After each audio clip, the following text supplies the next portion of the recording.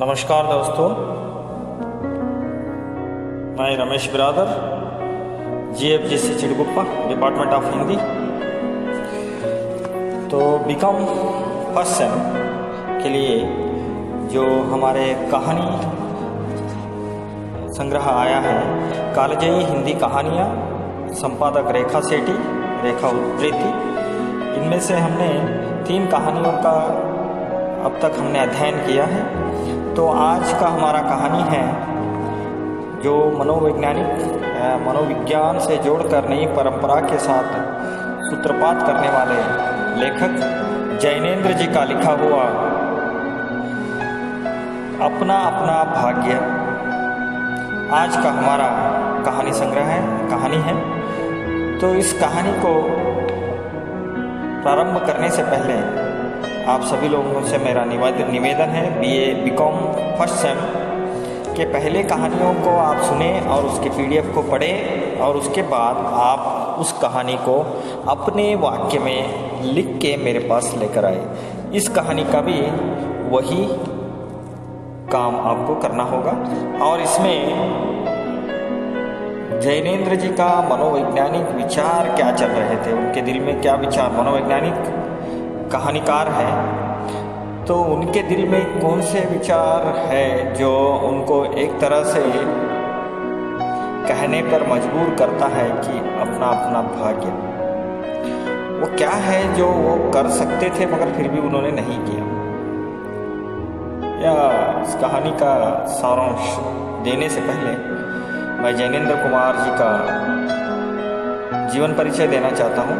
उनका जन्म हुआ था अलीगढ़ में 1905 में और 1921 में वे कांग्रेस के असहयोग आंदोलन में भी भाग लिया था और 1923 में वे राजनीतिक पत्रों के संवादकार के रूप में ही उन्होंने काम किया और बाद में उन्होंने लेखन की परंपरा उन्होंने प्रारंभ की।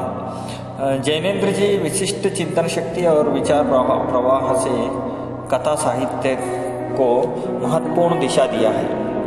तो उनका प्रथम उपन्यास है परख, जो 1929 में प्रकाशित हुई थी। फिर उसके बाद उन्होंने सुनीता, त्यागपत्र, कल्याणी और सुखदा, इनके बहुत ही प्रसिद्ध उपन्यास हैं। विवर्ता, व्यथिता, जयवर्धना, इनके उपन्यास हम कह सकते हैं। और कहानियों के इसमें उन्होंने लिखा था फांसी और वातायन और नीलम देश की राजकन्या, एक रात, 2 चिड़ियाँ और उसके बाद पाजेब, जयसंधी। तो इसके अलावा जैनेन्द्र जी का अपना अपना भाग्य। तो जो जैनेन्द्र जी के जो कहानियाँ हैं वे मनोवैज्ञानिक या मनोविज्ञान के अंतर आते हैं। यानी बाह्य जगत के अपेक्षा उनके अंदर, यानी बाह्य जगत में जो दिखता है वहाँ अलग होता है और हमारे दिल में जो चलते रहता है वो अलग होता है। जो दिल के अंदर जो चलता है, यानी बाह्य जगत से अपेक्षा अधिक जो हमारे दिल में चलता है वही जीवन को प्रेरित करता है और निर्देशित करता है। उस विषय को वे मनोवैज्ञानिक तौर पर हर एक कहानी में उन्होंने चित्रण किया है। तो इस आज के इस चित्रण में हम देखते हैं कि अपना अपना भाग्य को हम 3 तरह से हम उसे बांट सकते हैं। तो पहली भाग में हमने हम देखते हैं कि उनका दोस्त और जैनेन्द्र जी दोनों वे नैनीताल जाते हैं, जो पर्वतीय प्रदेश है। वे वहाँ पर पर्यटन के लिए जाते हैं। वहाँ पर पहले भाग में उन्होंने सौंदर्य, यानी नैनीताल का जो प्रकृति सौंदर्य है वहाँ पर घूमते घूमते उन्होंने उसका भी वर्णन किया है। और दूसरी बात जो दूसरा भाग में उन्होंने किस तरह के लोगों को उन्होंने वहाँ पर देखा, इसके बारे में भी वहाँ सविस्तार से वे चर्चा करते हैं। और तीसरी भाग में एक 10 वर्षीय बच्चा जो उन्हें टहलते हुए मिल गया था, इन्हें जब रात को टहलने गए थे तब मिल गया था, उसके साथ का व्यवहार भी वो इसमें बताते हैं। तो इस कहानी का शुरुआत होता है, वे नैनीताल गए हैं, संध्या काल धीरे धीरे हो रहा है और बादल हल्के हल्के से बदल रहे हैं और वे हल्के प्रकाश के साथ अंधियारी का रंग कर वे नीले दिखते हैं। तो कभी सफ़ेद बन जाते हैं, कभी क्या कहते हैं, नीले बन जाते हैं। और वहाँ बोलते हैं कि ताल की किश्तियाँ जो सफ़ेद पाल उड़ाती हुई एक दो अंग्रेज स्त्रियों को या अंग्रेज यात्रियों को लेके जा रहा है। और वहाँ पर वो देखते हैं कि एक वर्ग है जो अंग्रेज़ों का, भारतीय होते हुए भी अंग्रेज़ों का वो जैसे अंग्रेज करते हैं वैसे वो करना चाह रहे हैं, यानी भारतीय होते हुए भी अंग्रेज़ों के तरह अपना स्टाइल, सब अपने चाल को देख रहे हैं। और वे जब भारतीय को देखते हैं तब वो नेटिव बोल के बोलते हैं, नेटिव लोग हैं, भारतीय होके भी दूसरों को नेटिव कहते हैं। और एक तरह से भारतीय मध्यम वर्ग परिवार को जब वो देखते हैं तब उनके दिल में एक तरह से जिगुप्सा आता है। वही अंग्रेज़ों के साथ वे अपने आंखें फैलाए हुए उनको तरसते हुए वो देखते हैं। और इसी बात को वहाँ पर लेखक कहते हैं कि मैंने देखा कि जो अधिकारी वर्ग था, जो अंग्रेज थे, जो चीतड़ों से सजे हुए, घोड़ों की भाग थामे हुए पहाड़ी इलाकों में वे अपनी प्रतिष्ठा और सम्मान को दिखाते हुए वहाँ चल रहे थे। और दूसरी जगह जो भारतीय है वो अपनी प्रतिष्ठा और सम्मान को कुचलकर अपने आप को शून्य बना लिया था और अंग्रेज़ों के सामने वे तत्परता से दुम हिलाते थे। और इसी के साथ वो देखते हैं कि कहीं पर भागते खेलते हंसते लाल लाल अंग्रेज बच्चे, और उसी के साथ उनको संभालते हुए उनके पिता यानी अंग्रेज पिता। और एक तरफ भारतीय पितृदेव भी थे जो बुजुर्ग थे, अपने चारों तरफ लपेटे धन संपन्नता की लक्षण प्रदर्शन कर रहे थे। यानी भारतीय पितृदेव भी थे, यानी वो कहना चाहते हैं कि जो उनसे उनके जो संस्कार है उन्हें अपनाने के लिए वे धन संपन्नता को वे वहाँ पर दर्शा रहे थे। अंग्रेज रमणियाँ भी थी जो बहुत ज़ोर से चलती थी, वहीं पर हमारे हिंदुस्तानी भी थी जो आँख ज़मीन पर टकराते हुए चलती थी। यहाँ इस तरह से वे पूरी 3 वर्ग में वहाँ पर जो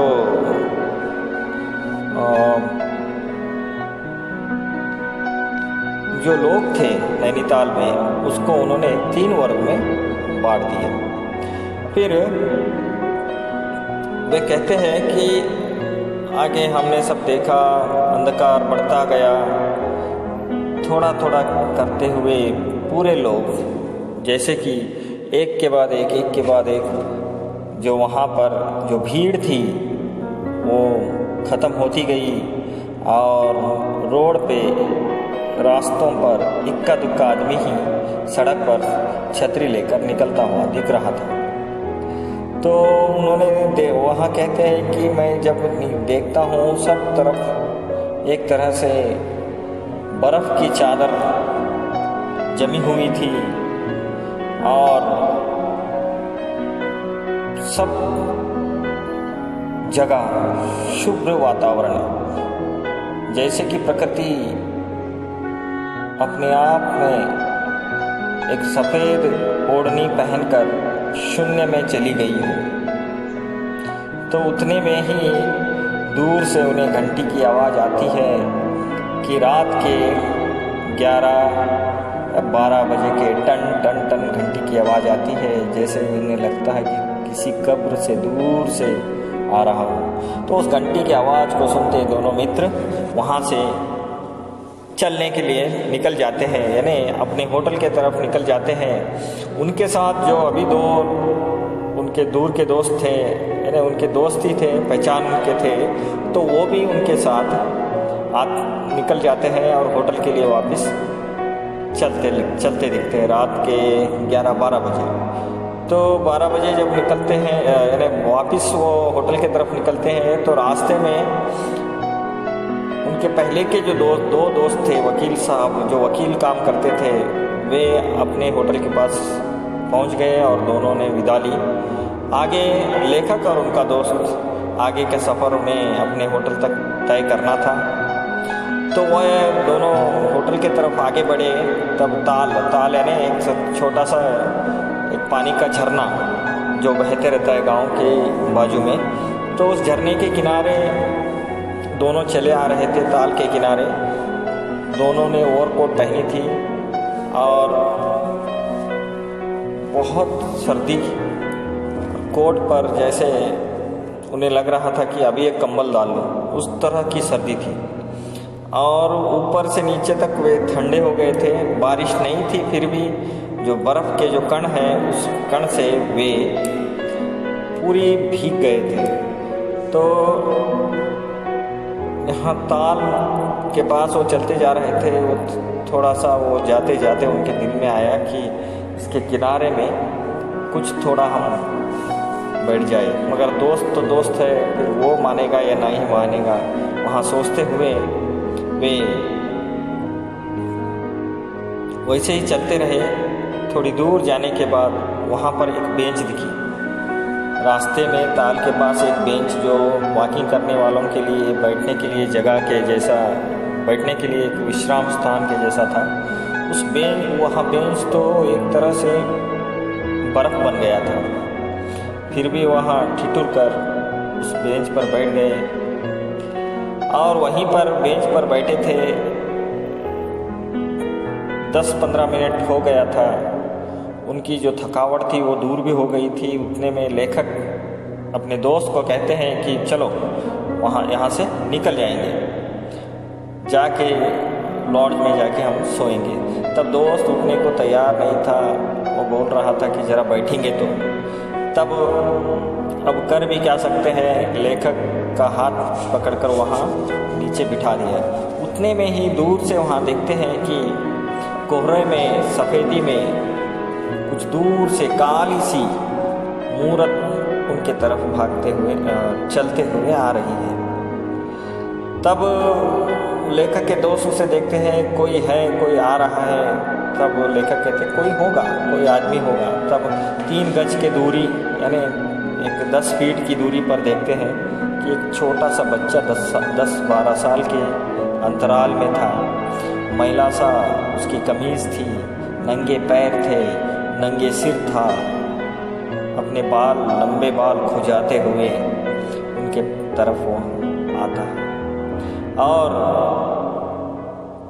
वहाँ जो चल रहा था उसके पैर भी सीधा एक तरफ नहीं पड़ रहे थे, एक उस तरफ एक इस तरफ, यानी एक तरह से बहुत घायल किस्म का, यानी बहुत ही तकलीफ़ से गुज़रने वाला, यानी बहुत बेहालत में, बेहयाई के हालत में वहाँ चलते हुए उनके पास आया। आने के बाद वो उनको देखता है और कुछ भी नहीं कहता, और वहाँ ना ऊपर देख रहा है, ना नीचे देख रहा है, न धरती को देख रहा है, ना आसमान को देख रहा है। वहाँ कुछ नहीं कहते हुए उसके लिए ना वहाँ का वातावरण कुछ है, ना कुछ उसके लिए कुछ चीज़ें हैं। वो तो एक रास्ता से वहाँ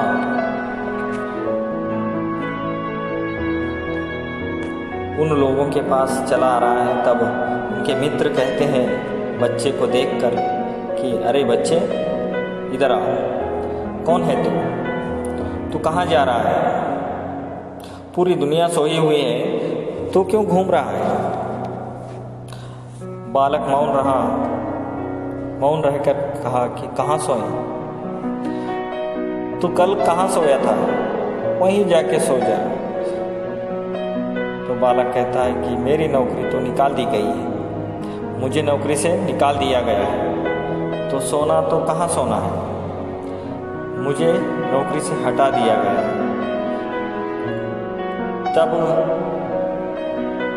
लेखक से और प्रश्न करते, कहाँ पर करता था? दुकान पर। क्यों नौकरी से हटा दिया? पता नहीं। क्या नौकरी थी? तब बच्चे ने कहा सब काम करना पड़ा, 1 रुपया महीना और छूटा खाना मिलता था। यहाँ वह बात करने पर लेखक कहते हैं कि नौकरी करेगा? हाँ। बच्चा कहा हाँ। बाहर चलेगा? हाँ चलूँगा। आज क्या खाना खाया है? अभी खाना मिलेगा क्या? बच्चा पूछता है, अभी खाना मिलेगा क्या? तब वो कहते हैं नहीं मिलेगा। तो नहीं मिलेगा तो वैसे ही सो जाओगे? हाँ। कहाँ पर सोओगे? यहीं कहीं पर। यानी लेखक को बच्चा जवाब दे रहा है, इन्हीं कपड़ों से। यहाँ बात कहते हैं इन्हीं कपड़ों से, कहते ही जो लड़का था वो मूक खड़ा रहा, मगर उसके आंख सब कुछ बता रहे थे लेखक। और लेखक ने अपने दिल में कहा, ये कहाँ का मूर्ख प्रश्न है, यहाँ सोचते हुए तेरे माँ बाप हैं? तब बच्चा कहा हाँ। कहाँ पर है? 15 कोस दूर में, दूर गांव है, वहाँ पर है। क्या तू भाग के आया है? नहीं, हमारे घर में कई छोटे भाई बहन हैं, वहाँ सबके लिए खाना बस नहीं होता, इसलिए मैं आया। वहाँ पर कोई काम नहीं है, वहाँ पर रोटी नहीं है, बाप भूखा रहता है और मारता है, माँ भूखी रहती है और रोती रहती है। सो मैं भाग आया। मेरे साथ एक साथी था, उसी गांव का था और वो मुझसे बड़ा था। दोनों साथ में आए थे, मगर अब वो वहाँ अब नहीं है। तब लेखक बोलते, तो फिर कहाँ गया है तेरा दोस्त? तब वो बच्चा बोलता है कि वो मर गया। बच्चा बोलता है कि वो मर गया। कैसे? वो मर गया कहते ही लेखक सोचते हैं, इतना छोटा बच्चा मरना भी देखा है उसने, यानी मौत को भी वो पहचानता है, और इतनी बेडर से या मरने की कोई चिंता ना हो, उस तरह से वो कह रहा है कि मर गया। फिर बच्चा कहता है हाँ साहब वो मर गया। तब वो बोलते हैं कैसे? मालक ने उसे मारा और वो बीमार पड़ गया था, मर गया।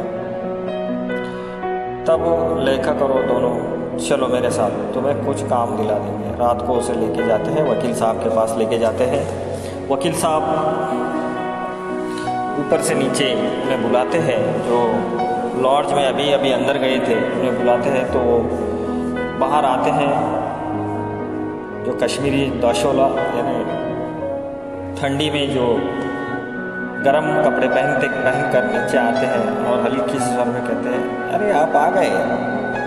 हाँ, आपको नौकरी की ज़रूरत थी ना वकील साहब, तो हम इस लड़के को लेकर आए।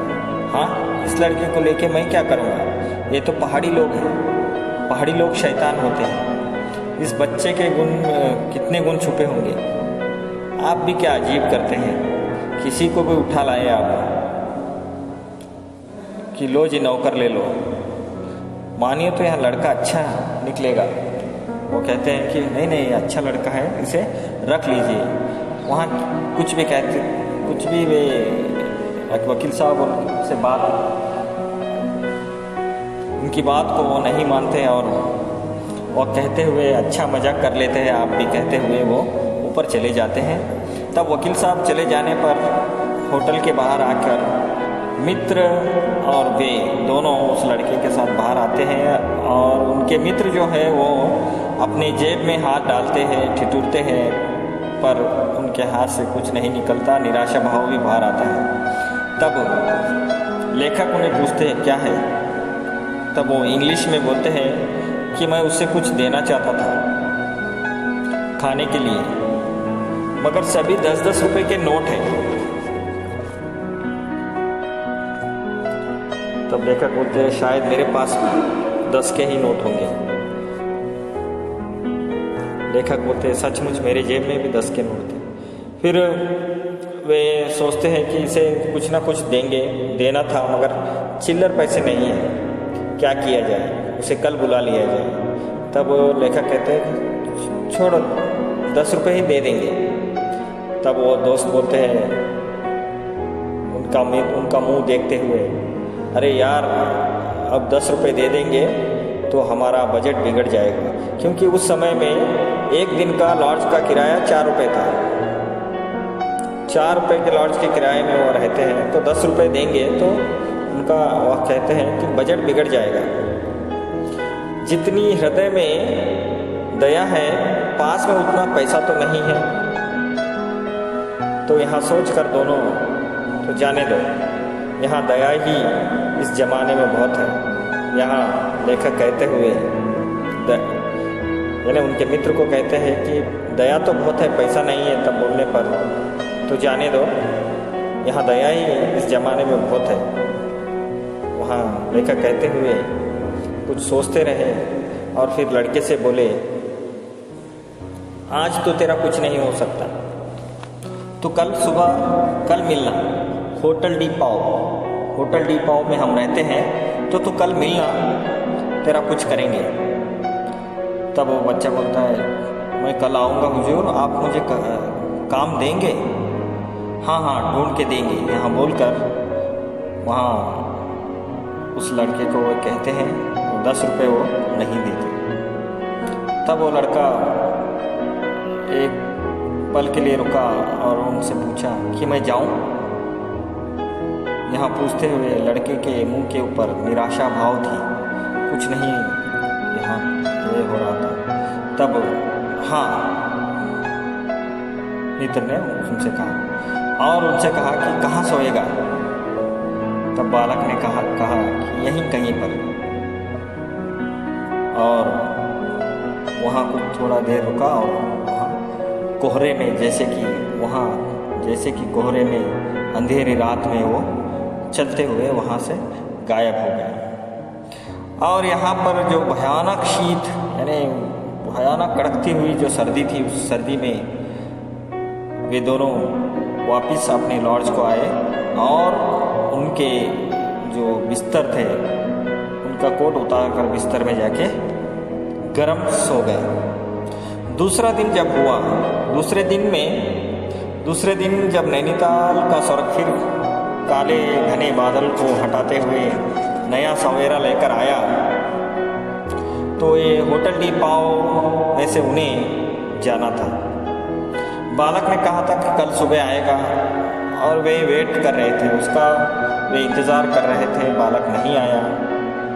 मगर जो नैनीताल का जो उनका प्रवास था उसे उन्हें ख़त्म करना था। वहाँ से वे निकलने के लिए तैयार हुए, वहाँ से वो निकलने के लिए तैयार हुए और उस लड़के का इंतज़ार भी दिलो दिल में कर रहे थे, मगर उस लड़के के आने के लिए वे नहीं रुक सकते थे। और वे लोग लड़के के आस लगने या उसे आने के बारे में वे उतना ज़रूरी नहीं समझा कि लड़का आने तक हम रुके। तो सवेरा जैसे हुआ वे जाने के लिए तैयार हो गए, मोटर में सवार हो गए और वहीं पर मोटर के ड्राइवर से वहाँ पर पता चला, उनको समाचार मिला कि पिछली रात एक पहाड़ी बालक सड़क के किनारे पेड़ के नीचे ठिठुर कर मर गया। मरने के लिए उसे यानी जो पेड़ के नीचे जो मरा है वो 10 बरस का है और वही काले चितड़े कमीज वहाँ पर मिले हैं। तब वो सब कुछ देख सुनकर वो दिलो दिल में सोचते हैं कि आदमियों की दुनिया ने बस यही उसको उपहार दिया है। पर फिर वहाँ के लोग कोई आके बोलता है कि गरीब के मुंह पर, उसकी छाती पर, मुट्ठियों पर और पैरों पर बर्फ की एक हल्की सी चादर चिपक गई थी, मानो दुनिया की बेहयाई ने ढकने के लिए प्रकृति ने शव के सफ़ेद और ठंडे कफन का प्रबंध कर लिया था। वो अभी यहाँ सुनते हैं कि उस लाश पर, उसके मुंह पर, छाती पर, मुट्ठियों पर बर्फ की हल्की सी चादर चिपक गई थी, इन्हें वो ठंड में ठिठुर कर मर गया था।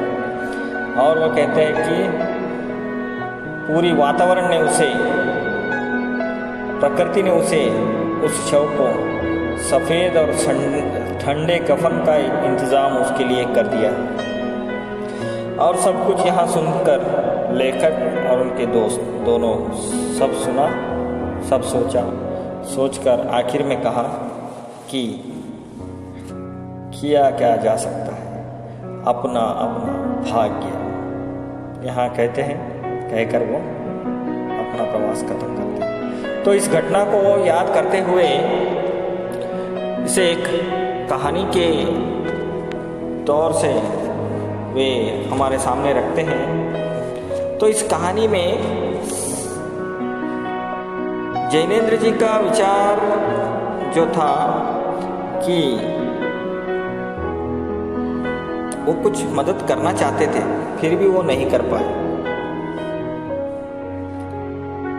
और जो आदमी सोचता है वो खुद नहीं करता, यह बात भी वो रखना चाहते हैं। और वे इसमें उनकी जो मनोदशा थी, वह मदद भी करना चाहते थे, मगर अपने बजट से बिगड़ कर नहीं, या बजट से बाहर हो जाएगा, ये बात को आपको सुनना है। तो इसमें हम लोग इस कहानी में हम प्रश्न इस तरह से डाल सकते हैं कि जैनेन्द्र जी का अपना अपना भाग्य अपने ही वाक्य में लिखिए। बालक का दशा का वर्णन कीजिए, जो बालक था उसका दशा कैसी थी उसका वर्णन कीजिए। या हम और एक प्रश्न कर सकते हैं कि लेखक के मनोविज्ञान, वैज्ञानिक परिस्थिति के बारे में हमें विश्लेषण कीजिए। तो इस तरह से इसके प्रश्न भी निकलते हैं और इसको आप अपने ही वाक्य में आप उसके उत्तर भी लिख सकते हैं। तो इसी के साथ आज का हमारा यहाँ सत्र समाप्त हो जाता है और सभी को मैं अलविदा कहते हुए आज का मेरा इस सत्र को मैं समाप्त करता हूँ। जय हिंद, जय भारत।